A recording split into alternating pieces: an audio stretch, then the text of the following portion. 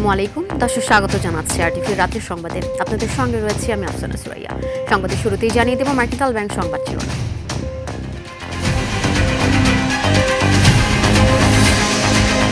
জুলাই হত্যা মামলার আসামি মোজাফফর বৃহস্পতিবার ট্রাইব্যুনালে হাজিরের নির্দেশ। ১/১১ থেকে শুরু করে মানবতা বিরোধী বিভিন্ন অপরাধের সাথে তার সম্পৃক্ততা আছে। তার সাথে বিভিন্ন সম্পৃক্ততা আছে মেজর মুজাফফরের সাথে। তাদের মধ্যে কি বিষয় এর মধ্যে সেটা আমাদের ইনভেস্টিগেশনের দাবি রেখে সেই কারণে আমরা তাকে ইনভেস্টিগেশনের স্বার্থে তাকে আমরা প্রোডাকশন ওয়ারেন্ট চেয়েছি। আশ্রয়দাতাদের তথ্য খতিয়ে দেখার দাবি রিজভির। ৪৫ বছর ওই লোক কোথায় ছিল? মেজর মুজাফফর আন্তর্জাতিক আশ্রয়দাতা আছে, দেশের ভিতরে আশ্রয়দাতা আছে। ১৭ বছর আওয়ামী লীগ ক্ষমতায় ছিল। যাচাই করে রাজনৈতিক হয়রানিমূলক মামলা প্রত্যাহারের উদ্যোগ, ১ বছরে অর্ধেকে আনা হবে মামলা জট, জানালেন আইনমন্ত্রী। পোস্ট ফাইলিং কেসগুলো যদি এখানে মিডিয়েট করতে পারে, বিশেষ করে যে কয়টা আইন তফসিলভুক্ত আছে, তাহলে আমরা বিশ্বাস করি আগামী ১ বছরে আমাদের বিচার বিভাগের জন্য একটি আশার আলো দেখাবে। এমপিওভুক্ত শিক্ষক, দ্বৈত নাগরিক, ঋণখেলাপিরা স্থানীয় সরকার নির্বাচনে অংশ নিতে পারবেন না, আইন সংশোধনে ইসির সুপারিশ চূড়ান্ত। এবং সরকারি ব্যবস্থাপনায় ২০২৭ সালের হজ প্যাকেজ ঘোষণা, সর্বনিম্ন খরচ ৫,৫৫,০০০ টাকা, নিবন্ধন শেষ ২৪ সেপ্টেম্বর।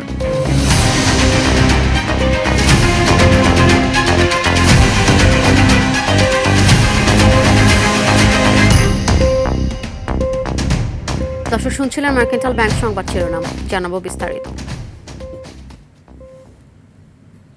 ৪৫ বছর আইনশৃঙ্খলা বাহিনীর নাকের ডগায় ঘুরে বেরিয়েছেন শহীদ রাষ্ট্রপতি জিয়াউর রহমান হত্যার অন্যতম আসামি সাবেক সেনা কর্মকর্তা মোজাফফর হোসেন। বিদেশে আসা যাওয়া করতেন পাসপোর্ট ব্যবহার করেই, যোগাযোগ করতেন জন ডু ছদ্মনামে, ভূমিকা রেখেছেন জুলাই হত্যাযজ্ঞেও। এমন তথ্যের ভিত্তিতে এবার ট্রাইব্যুনালের মামলায় আসামি হলেন মোজাফফর। বিচার চলবে সেনা আইনেও। বিস্তারিত থাকছে জিএম মাহমুদের রিপোর্টে।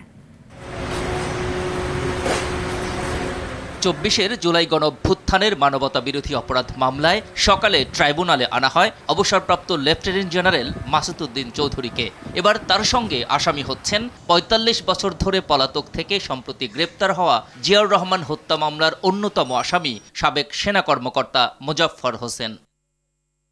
জন্ডু ছদ্মনামে দীর্ঘদিন ধরেই গোপনে মাসুদউদ্দিন সহ অনেকের সঙ্গে যোগাযোগ করতেন মোজাফফর। ঘুরে বেরিয়েছেন দেশে বিদেশে, ছিলেন আইনশৃঙ্খলা বাহিনী এবং আওয়ামী লীগ সংশ্লিষ্টদের ছত্রছায়ায়। আমি কখনো এটা বিশ্বাস করতে চাই না আমার অভিজ্ঞতার আলোকে যে আমাদের কোনো গোয়েন্দা সংস্থা এই বিষয়গুলোই একেবারে জানতো না। হঠাৎ করে উনি গ্রেফতার হলেন, এটা আসলে তদন্তে বেরোবে কারা আসলে তাকে পৃষ্ঠপোষকতা করেছে। আমরা জানতে পেরেছি ভারত এবং ব্যাংককে ওনারা চলাফেরা করেছেন। তো এই ব্যাপারগুলো খতিয়ে দেখা হবে আসলে কিভাবে উনি কোথায় ছিলেন, কেন ছিলেন। গত ১৬ বছরে সংঘটিত মানবতা বিরোধী অপরাধে মোজাফফর হোসেনের সংশ্লিষ্টতা রয়েছে উল্লেখ করে চিফ প্রসিকিউটর জানান, আরও তথ্য পেতে মাসুদউদ্দিন ও মোজাফফরকে মুখোমুখি জিজ্ঞাসাবাদ করা হতে পারে। ১/১১ থেকে শুরু করে মানবতা বিরোধী বিভিন্ন অপরাধের সাথে তার সম্পৃক্ততা আছে। আর তার সাথে কথোপকথন এবং বিভিন্ন সম্পৃক্ততা আছে সেই মেজর মুজাফফরের সাথে। তাদের মধ্যে কি বিষয় এর মধ্যে সেটা আমাদের ইনভেস্টিগেশনের দাবি রেখে সেই কারণে আমরা তাকে ইনভেস্টিগেশনের স্বার্থে তাকে আমরা প্রোডাকশন ওয়ারেন্ট চেয়েছি। আগামী ২৩ তারিখে তাকে হাজির করার জন্যে আর্মির অ্যাডজুটেন্ট জেনারেল বরাবরে একটি প্রোডাকশন ওয়ারেন্ট ইস্যু হয়েছে। এদিকে আইটি বিশেষজ্ঞ ও ট্রাইব্যুনালের প্রসিকিউটর তানভীর হাসান জোহা জানান, অধিকতর তদন্ত ও জিজ্ঞাসাবাদে মিলতে পারে জিয়া হত্যাকাণ্ডের প্রকৃত ইতিহাস, উন্মোচিত হতে পারে কুশীলবদের মুখোশ। প্ল্যানকারী বা পরিকল্পনাটা কি ছিল সেটি আসলে ওনাকে কতটুকু জিজ্ঞাসাবাদ করে জানা যাবে সেটা আসলে সময়ের অপেক্ষায় আছে। আমরা অবশ্যই একটা অমীমাংসিত অধ্যায়, ইতিহাস একটি যুগান্তকারী একটি সিদ্ধান্তে পৌঁছাবে এই নৃশংস হত্যাকাণ্ডে, এটা আমরা বিশ্বাস করি। ১৯৮১ সালের ৩০ মে চট্টগ্রাম সার্কিট হাউজে একদল বিপথগামী সেনার হাতে নিহত হন সাবেক রাষ্ট্রপতি জিয়াউর রহমান। এ হত্যাকাণ্ডে সরাসরি জড়িত থাকার অপরাধে দণ্ডপ্রাপ্ত আসামি অবসরপ্রাপ্ত মেজর মোজাফফর হোসেনকে ৪৫ বছর পর গত ১৫ জুলাই গ্রেপ্তার করে police. GM Mahmud, RTV, Dhaka. এদিকে শহীদ রাষ্ট্রপতি জিয়াউর রহমান হত্যা মামলার আসামি মোজাফফর হোসেনকে এতদিন কারা আশ্রয় দিয়েছিল তা দ্রুত খতিয়ে দেখার দাবি জানিয়েছেন বিএনপির সিনিয়র যুগ্ম মহাসচিব ও প্রধানমন্ত্রীর রাজনৈতিক উপদেষ্টা রুহুল কবির রিজভী। রাজধানীর নয়াপল্টনে আনন্দ কমিউনিটি ভবনে সাবেক যুবদল নেতা জাকির হোসেন নান্নুর রুহের মাগফেরাত কামনায় আয়োজিত দোয়া মাহফিলে তিনি এ দাবি জানান। রিজভী বলেন, চারদিক থেকে এখনো নানা চক্রান্ত ষড়যন্ত্র চলছে। বঞ্চিত নেতাকর্মীদের হতাশ না হয়ে ঐক্যবদ্ধ থাকার আহ্বান জানান তিনি।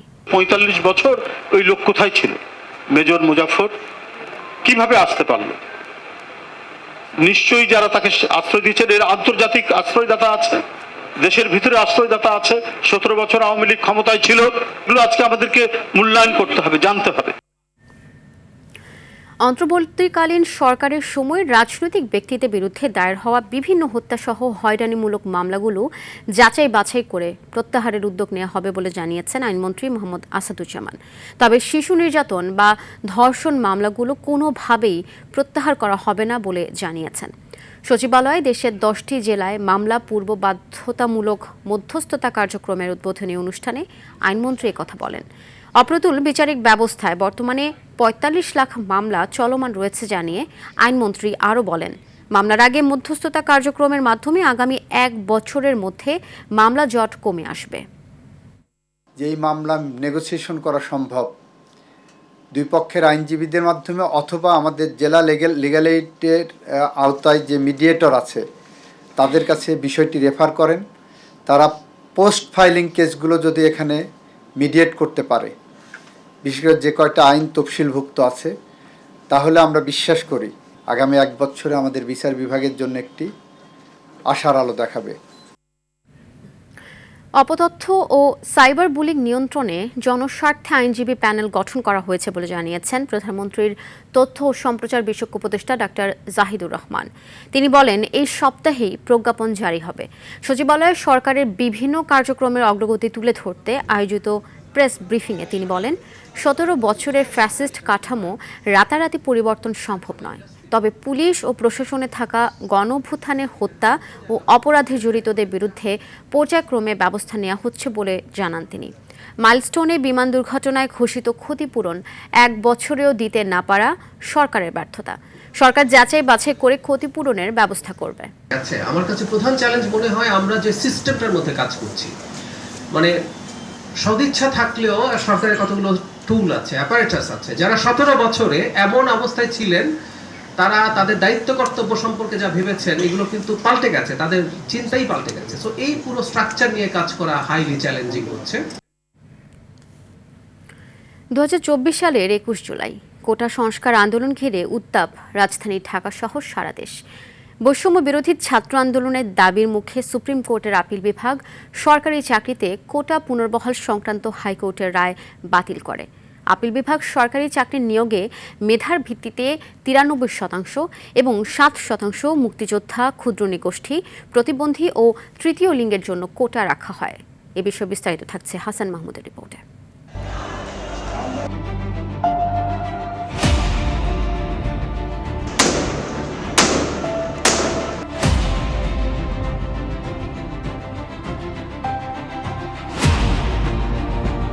চলছে কারফিউ। চতুর্থ দিনের মতো 24-এর 21 জুলাইও সারা দেশ ছিল ইন্টারনেটবিহীন।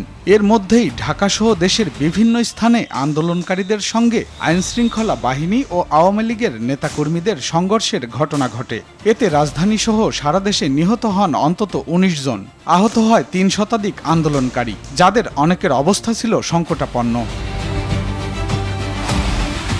24 ঘন্টা নিখোঁজ থাকার পর সন্ধান মেলে কোটা আন্দোলনের অন্যতম সমন্বয়ক নাহিদ ইসলামের। পরবর্তী 48 ঘন্টার মধ্যে ইন্টারনেট সংযোগ সচল করা, শিক্ষা প্রতিষ্ঠান ও হল খুলে দেওয়া, সমন্বয়কদের নিরাপত্তা এবং কারফিউ তুলে দিতে সরকারকে সময় বেঁধে দেয় বৈষম্য বিরোধী ছাত্র আন্দোলন। এ সময়ের মধ্যে দাবি পূরণ না হলে নতুন কর্মসূচি দেওয়া হবে বলেও ঘোষণা দেওয়া হয়। ওই সংসদের দিকে আমি রক্তচক্ষু নিয়ে তাকাবো। জুলাই আগস্টের রক্তাক্ত গণঅভ্যুত্থান বাংলাদেশের ইতিহাসে এক অবিস্মরণীয় অধ্যায়। বৈষম্যহীন, ন্যায়ভিত্তিক ও গণতান্ত্রিক রাষ্ট্র গঠনের স্বপ্নে সেদিন দেশের সাহসী ছাত্র জনতা অকাতরে প্রাণ উৎসর্গ করেছিলেন। কারফিউ ভাঙার মতো দুঃসাহসিক সংগ্রাম একমাত্র তারাই করতে পারে যারা চিন্তা করে যে আমি আমার দেশকে ভালোবাসি এবং দেশের জন্য জীবন দিতে পারি। লাইক বিপ্লবী মনা যে মানুষগুলো, সেগুলো তারা গুলি করে আমাদের দেশের মানুষগুলোকে তারা হত্যা করছে। তাহলে এখানে তো আমাদের এক দফা যাওয়া ছাড়া কোনো উপায় ছিল না। কারফিউর মধ্য থেকেও কিন্তু পুলিশ আমাদেরকে গুলি করছে, আমরা সেই গুলির তোয়াক্কা না করে রাজপথে অগ্রণী ভূমিকা পালন করেছে। 21 জুলাই সারা দেশে ছিল সাধারণ ছুটি। তৎকালীন স্বরাষ্ট্রমন্ত্রী জানান 22 জুলাই কারফিউ বলবৎ থাকবে। পাশাপাশি চলমান পরিস্থিতি নিয়ন্ত্রণে আন্দোলনকারীদের দেখামাত্র গুলির নির্দেশ দেয় স্বরাষ্ট্র মন্ত্রণালয়। আগামীকাল 3টা পর্যন্ত কারফিউ বলবৎ থাকবে। 21 জুলাই সন্ধ্যার পর থেকে ঢাকা মেডিকেল কলেজ হাসপাতালে গণমাধ্যমকে নিহতের তথ্য দেওয়া বন্ধ করে দেওয়া হয়।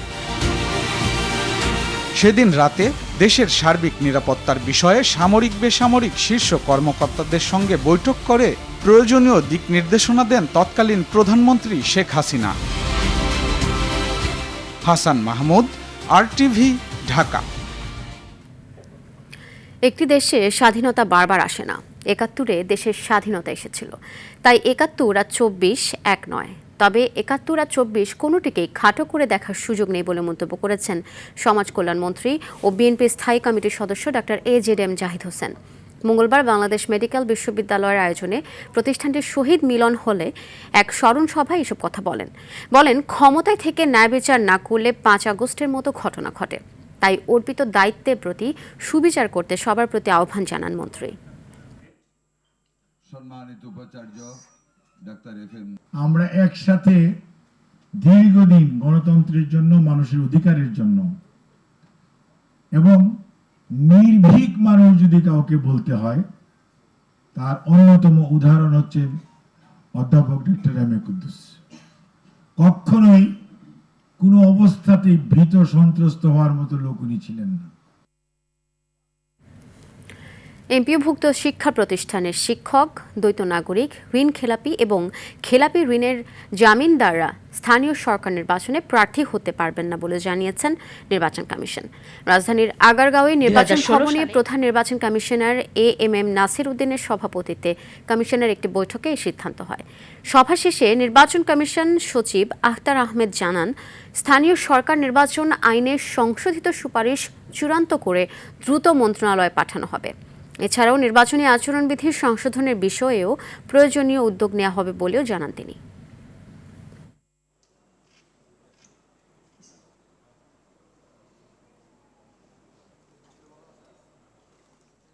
স্থানীয় সরকার নির্বাচনের সাথে যে আইনগুলো আছে 2009-এর যে আইনগুলো আছে 5টা স্তরের সিটি কর্পোরেশন, উপজেলা, ইউনিয়ন, পৌরসভা এবং জেলা পরিষদ, এই আইনগুলোর ভিতরে আমাদের কমিশনের বিবেচনায় যে সমস্ত জায়গায় কিছু কিছু মনে হয়েছে যে স্ট্রিমলাইন করার দরকার, আমরা সেইগুলো নিয়ে আলোচনা করেছি। আমরা প্রস্তাব পাঠাবো স্থানীয় সরকার বিভাগকে। স্থানীয় সরকার বিভাগ যদি আমাদেরটা উপযুক্ত মনে করেন তাহলে তারা সেইভাবে ব্যবস্থা নেবেন। সাতক্ষীরা 4 আসনের সংসদ সদস্য ও জামায়াতে ইসলামীর নেতা গাজী নজরুল ইসলামের ব্যক্তিগত মুহূর্তে ভাইরাল ভিডিও নিয়ে বিবৃতি দিয়েছে দলটি, যেখানে বলা হয় প্রকৃত ঘটনার তথ্য উপাত্ত সংগ্রহ করে বাংলাদেশ জামায়াতে ইসলামী সাংগঠনিক নিয়ম অনুযায়ী প্রয়োজনীয় পদক্ষেপ গ্রহণ করবে। এদিকে গাজী নজরুল ইসলাম ফেসবুকে দেয়া এক পোস্টে ভিডিওতে থাকা নারীকে দ্বিতীয় স্ত্রী বলে দাবি করেন। অভিযোগ করে বলেন, পারিবারিক বিরোধের জেরে ভিডিও ভাইরাল করে তার চরিত্র হননের ষড়যন্ত্র করছে দ্বিতীয় স্ত্রীর মামা ও তার গাড়ি চালক ওবায়দুল্লাহ। এর আগে সবার সম্মতিতে দ্বিতীয় বিয়ে হয়েছে বলে সামাজিক যোগাযোগ মাধ্যমে দাবি করেন নজরুল ইসলামের প্রথম স্ত্রী, দ্বিতীয় স্ত্রী এবং তার বাবা মা। আমি মুস্তাফা মরিয়ম বেগম, আমি সাতক্ষীরা 4 আসনে মাননীয় সংসদ সদস্য বীর মুক্তিযোদ্ধা গাজী নজরুল ইসলামের দ্বিতীয় স্ত্রী। গত 17 জুন রোজ মঙ্গলবার আমার বড় মেয়ে মরিয়ম আক্তারের সাথে তার বিবাহ বন্ধনে আবদ্ধ হয়। 2027 সালের হজ প্যাকেজ ঘোষণা করেছে সরকার। অন্যান্য বারের মতো এবারও রাখা হয়েছে 2টি প্যাকেজ। প্রথমটির খরচ নির্ধারণ করা হয়েছে 6,15,263 টাকা। দ্বিতীয়টির খরচ নির্ধারণ করা হয়েছে 5,05,648 টাকা। সচিবালয়ে প্রেস ব্রিফিংয়ে ধর্মমন্ত্রী জানান, আগামী বছর যারা হজে যাবেন তাদের নিবন্ধনের শেষ সময় এবছরের 24 সেপ্টেম্বর। এ বিষয়ে বিস্তারিত থাকছে বিলাল হোসেনের রিপোর্টে, জানাচ্ছেন আসিফ হাসান। বিগত আওয়ামী লীগ সরকারের সময় হজ প্যাকেজের খরচ অতিরিক্ত বেড়ে যাওয়ায় সৌদি আরব থেকে দেওয়া নির্ধারিত হজ যাত্রীদের কোটা পূরণে ব্যর্থ হয় বাংলাদেশ। ফলে তখন থেকেই খরচ কমানোর দাবি জানিয়ে আসছিল হজ যাত্রীরা। বর্তমান সরকার খরচ কমানোর উদ্যোগ নেয়। মঙ্গলবার সচিবালয়ে 2027 সালের হজ প্যাকেজ ঘোষণা করেন ধর্মমন্ত্রী। জানান, সরকারিভাবে হজ প্যাকেজের খরচ ধরা হয়েছে 6,15,263 টাকা, আর সাশ্রয়ী প্যাকেজে এই খরচ 5,05,648 টাকা। সরকারি মাধ্যমে আমরা দুটি হজ প্যাকেজ নির্ধারণ করেছি, যথা হজ প্যাকেজ 1। এই প্যাকেজে হজ যাত্রীদের মক্কায় হারাম শরীফের বহির চত্বর হতে প্রায় 1000 থেকে 1400 মিটারের মধ্যে এবং মদিনায় মার্কাজি এরিয়ার আবাসন সুবিধা দেওয়া হবে। এই প্যাকেজ খরচ ধরা হয়েছে 6,15,263 টাকা। হজ প্যাকেজ 2, এই প্যাকেজের খরচ ধরা হয়েছে 5,05,648 টাকা।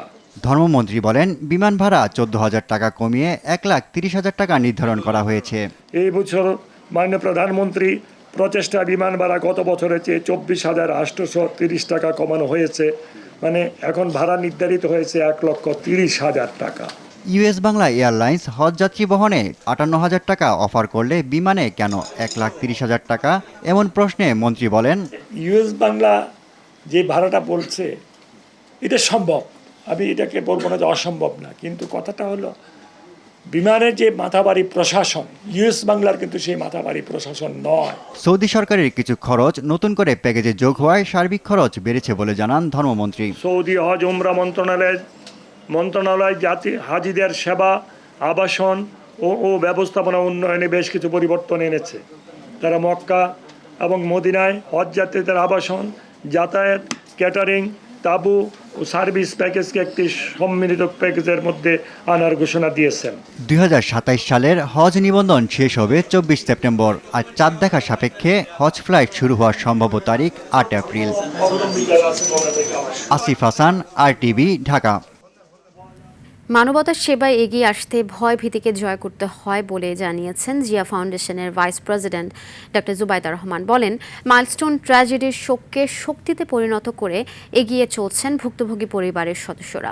এদিকে স্বাস্থ্যমন্ত্রী বলেন, মাইলস্টোনের ঘটনায় আহতদের উন্নত চিকিৎসার প্রয়োজন হলে সর্বোচ্চ সহযোগিতা করবে সরকার।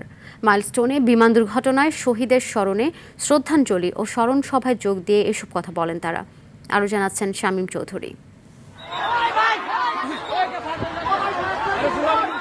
কিছু ঘটনা মনে ক্ষত সৃষ্টি করে, হৃদয়ে রক্তক্ষরণ ঘটায়। তেমনই 2025 সালের 21 জুলাই মাইলস্টোন স্কুল অ্যান্ড কলেজে মর্মান্তিক বিমান দুর্ঘটনা।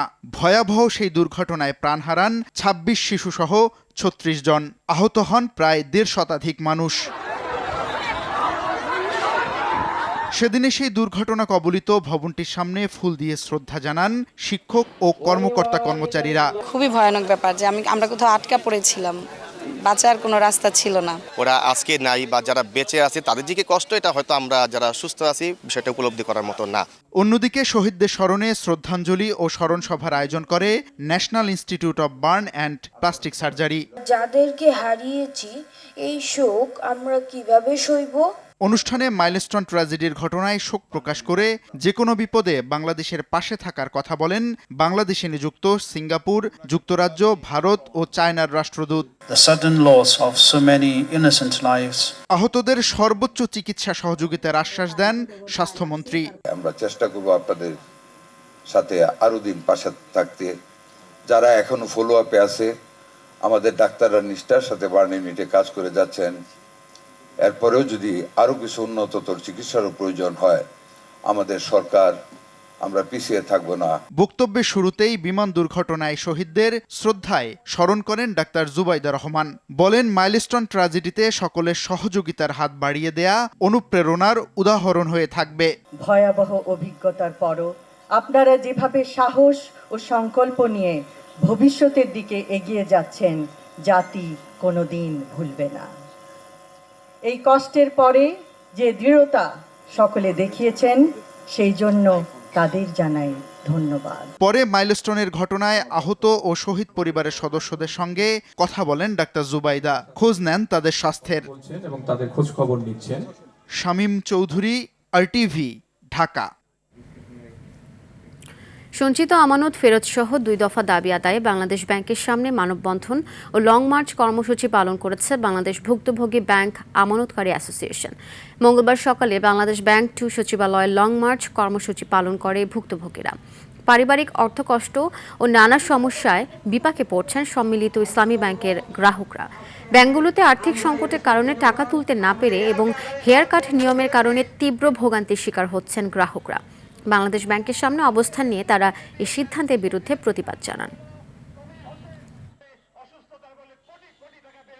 বিগত 1.5 বছর যাবত এই ব্যাংকিং ঝামেলা নিয়ে রাস্তায় রাস্তায় ঘুরতেছি, পথে পথে ঘুরতেছি। স্কিম অনুযায়ী যে টাকাগুলো দেওয়া হওয়ার কথা বলা হয়েছে সেটা দেওয়া হোক, আমরা বাঁচি, আমাদের সন্তানরা বাঁচুক। আমাদের খুবই কষ্ট হচ্ছে, কিভাবে আমরা টাকাটা পাইতে পারি।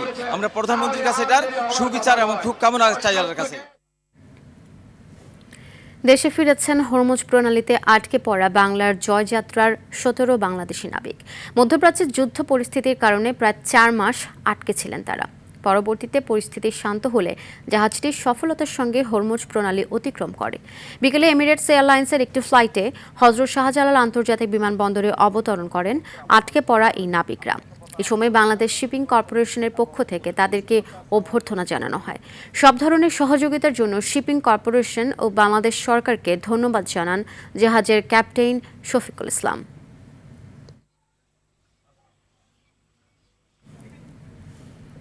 ট্রাভেল এজেন্সি খাতকে আরও স্বচ্ছ, জবাবদিহিমূলক ও সদস্য বান্ধব সংগঠন হিসেবে গড়ে তোলার অঙ্গীকার করেছে আটাব গণতান্ত্রিক ঐক্যজোট। আসন্ন আটাব নির্বাচনকে সামনে রেখে রাজধানীর পুলিশ কনভেনশন হলে আয়োজিত মতবিনিময় সভায় নিজেদের নির্বাচনী অঙ্গীকার তুলে ধরেন জোটের নেতারা।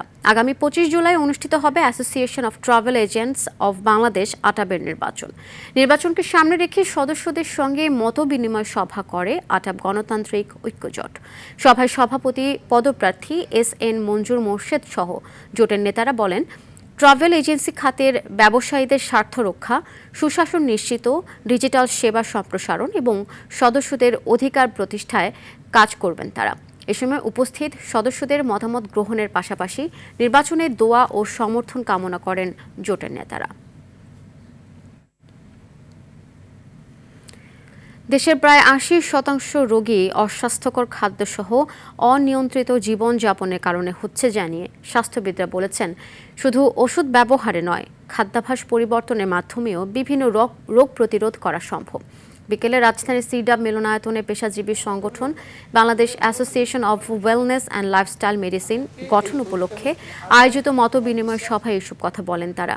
এ সময় নাগরিকদের স্বাস্থ্য নিরাপত্তা নিশ্চিতে সহজলভ্যে অর্গানিক খাদ্য প্রাপ্তি নিশ্চিত করার আহ্বান জানিয়ে বক্তারা বলেন, অস্বাস্থ্যকর জীবনধারাকে পরিবর্তন করতে চাইলে অবশ্যই পরিবেশগত পরিবর্তন হওয়াটাও জরুরি।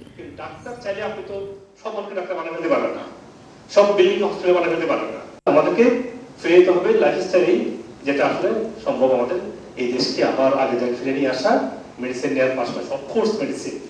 বুড়িগঙ্গা নদীর মাছ আপনি আমি কেউ খাই না, কেন?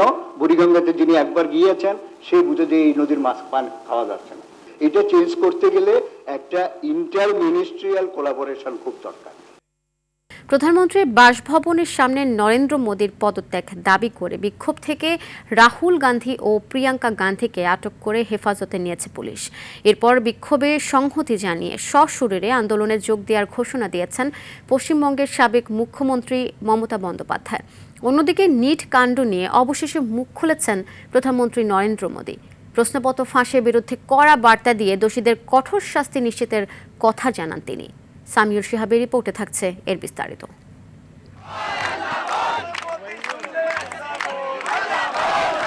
ভারতের কেন্দ্রীয় শিক্ষামন্ত্রী ধর্মেন্দ্র প্রধানের পদত্যাগ এবং নিট পরীক্ষার অনিয়মের বিরুদ্ধে দিল্লির রাজপথে উত্তাপ ছড়াচ্ছে নবগঠিত ককরোচ জনতা পার্টি সিজেপি।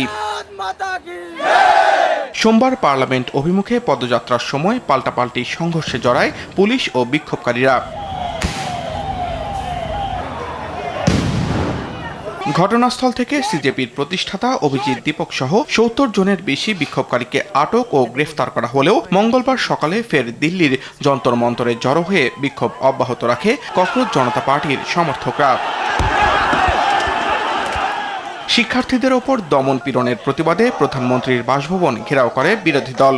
রাহুল গান্ধী, প্রিয়াঙ্কা গান্ধী ভাদ্রা এবং মল্লিকার্জুন খাড়গের নেতৃত্বাধীন শান্তিপূর্ণ অবস্থান ধর্মঘটে যোগ দেন কংগ্রেস নেতারা।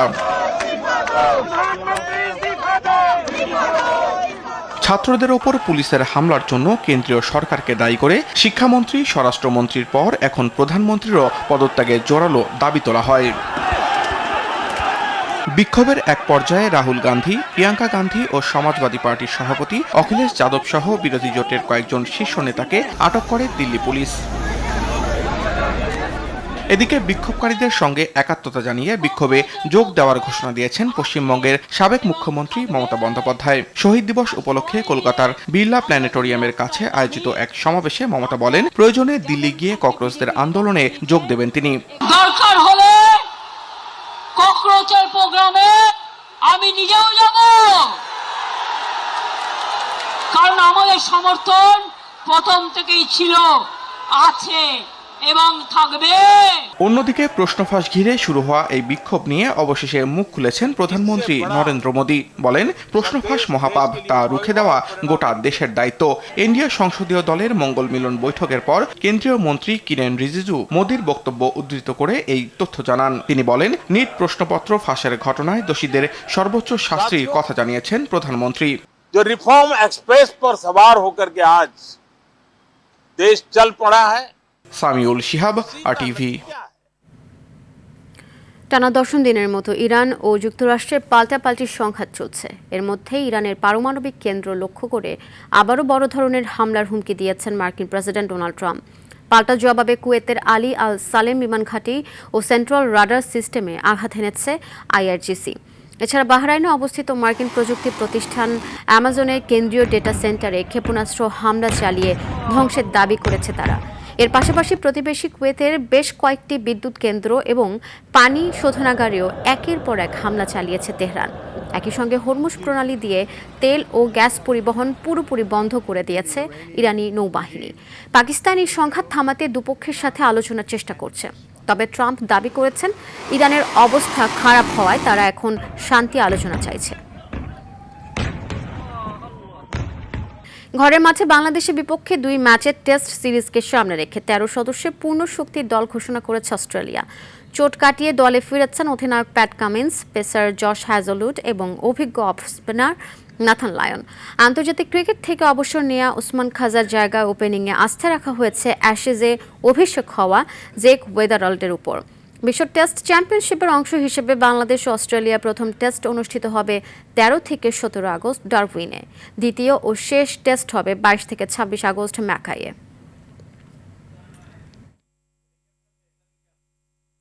দর্শক, রাতের সংবাদ এ পর্যন্ত। মধ্যরাতের সংবাদ একটাই দেখার আমন্ত্রণ রইল। ধন্যবাদ সবাইকে।